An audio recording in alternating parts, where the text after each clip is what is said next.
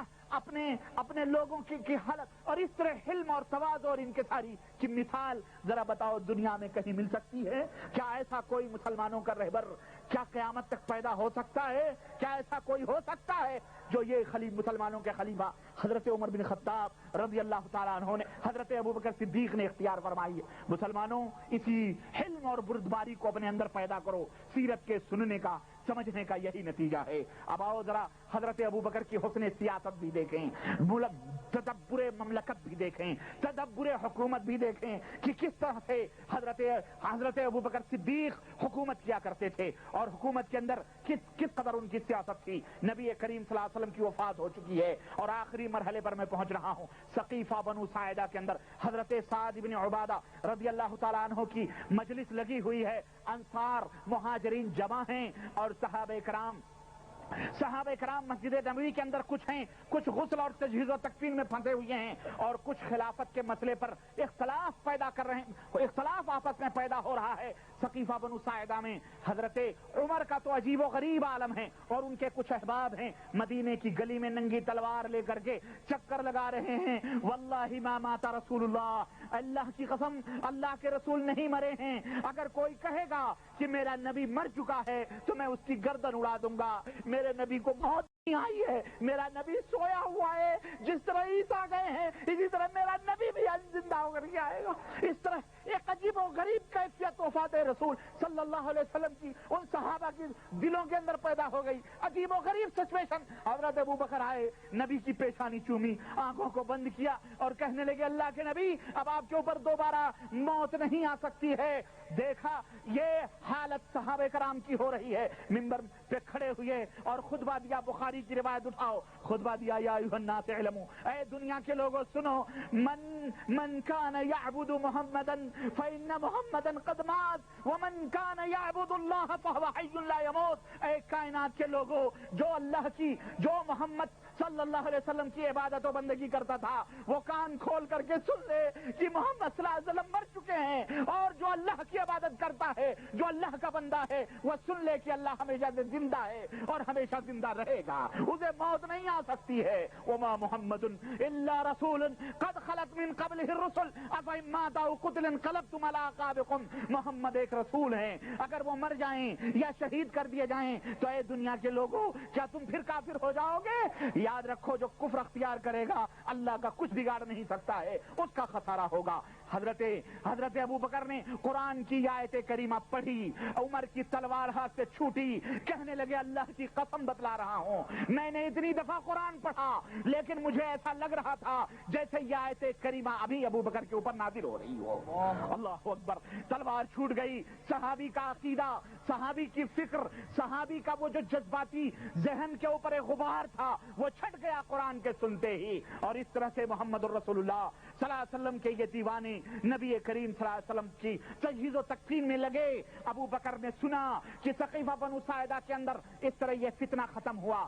دوسرا فتنہ جو ثقیفہ بنو ساعدہ میں تھا، خلافت کا، انصار کہتے تھے ہم میں خلیفہ ہوگا، مہاجرین کہتے تھے ہم میں خلیفہ ہوگا، اور قریب تھا کہ میان سے تلواریں نکل جائیں۔ ابو بکر صدیق پہنچے اور وہاں پر بیٹھ کر کے کہنے لگے دیکھو ہم کچھ نہیں جانتے، ہمیں ایک بات ضرور معلوم ہے، ہمارے نبی نے کسی میدان میں ہم کو اندھیرے میں نہیں چھوڑا ہے، ہمارے نبی نے فرمایا ہے الائمۃ من قریش، قریش کا امام ہوگا، امام جو بنے گا، خلیفہ جو بنے گا وہ قریش میں کا بنے گا۔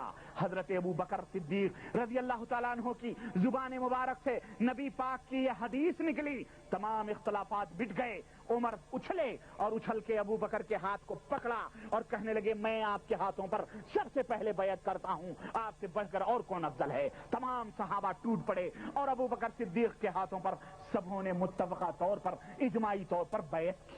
اس طرح یہ فتنہ بھی حضرت ابو بکر کے بہترین سیاست اور بہترین تدبر اور آپ کے عقل کی سب سے بڑی دلیل یہ فتنہ بھی، یہ اس فتنے کا ختم ہونا بھی ہے۔ اس طرح نبی کے صحابہ کے درمیان اتفاق ہوا اور پھر اسی طرح سے اور بھی بہت سارے اختلافات آئے، سب اللہ کے فضل و کرم سے قرآن و سنت کی روشنی میں ختم ہوئے۔ اور اس کے بعد حضرت ابو بکر نے ایک خطبہ دیا، اور یہ خطبہ ذرا دھیان سے سنو، آخری مرحلے پر میں پہنچ رہا ہوں۔ حضرت ابو بکر نے خطبہ دیا یا ایھا الناس، جب خلیفہ بنا لیے گئے، منبر پر چڑھے ہوئے اور کہنے لگے اے دنیا کے لوگوں سنو، میں تمہارا خلیفہ بنایا گیا ہوں، وَلَسْتُ بِخَيْرِكُمْ، لیکن میں تم سے بہتر نہیں ہوں۔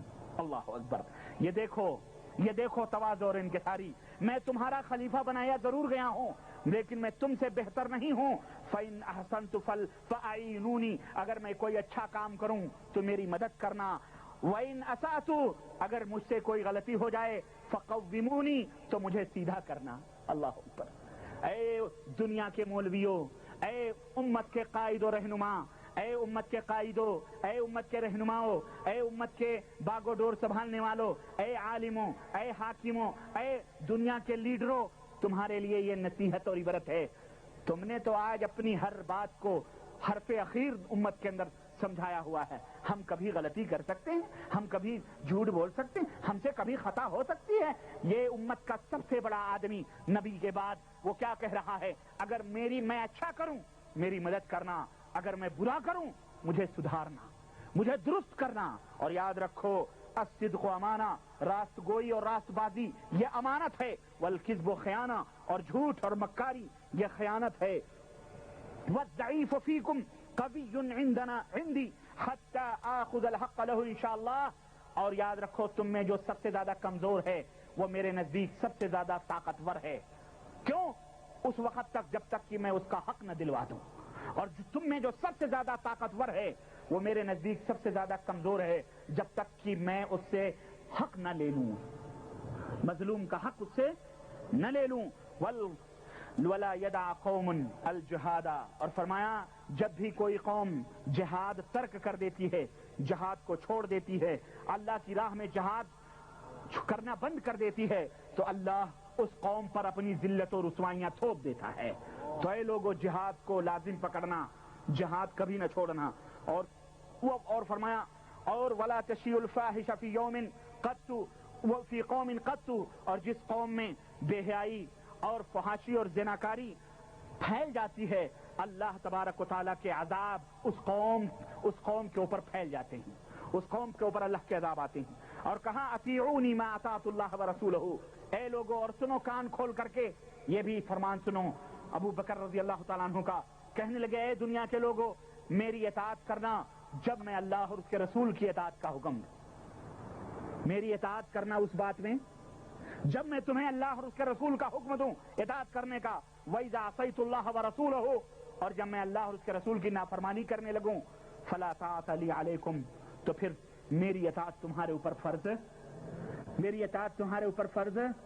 اے دنیا کو نبی کی اطاعت سے چھڑا کر امتیوں کے پیچھے چلانے والے مولویوں، اور کہتے ہو ہمارے امام کی اطاعت کرو، ہمارے امام کے پیچھے چلو، یہ اس امام نے بھی نہیں کہا ہے، اور نبی اللہ اور اس کے رسول کے بعد کسی نے بھی نہیں کہا ہے، یہ دجالوں نے کہا ہے۔ یہ کس نے کہا ہے؟ اس امت کے دجالوں نے کہا ہے۔ وہ مکار ہیں جو اللہ اور اس کے رسول کی اطاعت سے ہٹا کر امت کو امتیوں کی غلامی میں ڈالتے ہیں۔ ہمارا دین تو آیا تھا انسانوں کی غلامی سے نکال کر اللہ کی غلامی کروانے کے لیے، اور انہوں نے اللہ اور رسول کی غلامی چھڑوا کر امتیوں کی غلامی میں لگایا ہوا ہے۔ اللہ ان مکاروں سے